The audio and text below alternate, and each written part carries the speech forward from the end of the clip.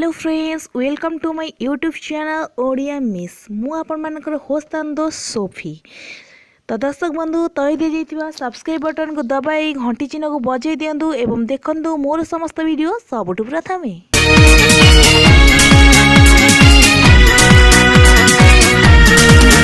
दर्शक बंधु आज मुझे कहबी घरे पिंपुड़ी मान रक्षा पाइबा किछि उपाय। प्रायतः खाद्य पदार्थ पिंपुड़ी लगी जाइथिबार देखिबाकू मिले। पिंपुड़ी निज सहित अनेक जीवाणु नहीं आसी थांती। यह सहित पिंपुड़ीर अन्य एक प्रजाति होछि जंदा। एही जंदा पिंपुड़ी कामुड़िबा द्वारा खूब दरज हेबा सह बेले बेले एलर्जी होइथाय। तेबे आसंतु आमे जानिबा किपरि भाबे आमे घरु एही पिंपुड़ी बा जंदा को दूर करि पाइबा।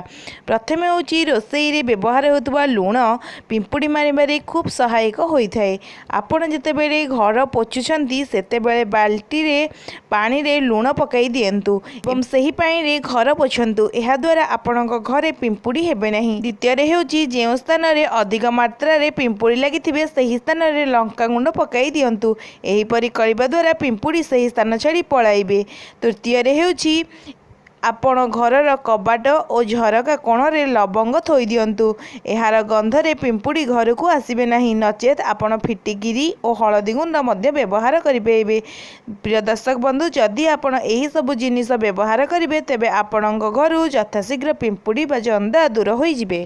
तो दर्शक बंधु मु आशा करुछि भिडियोटी आपनको संपूर्ण भल लागिथिबो। तो जदि भल लागिछि देरी न करी यथाशीघ्र मो चैनल ओडिया मिस को सब्सक्राइब लाइक कमेंट शेयर करने को भूलंतु नहीं। रहुछि दर्शक बंधु पुणी थे देखा नुआ वीडियो सहित। नमस्ते, भले थांतु समस्ते।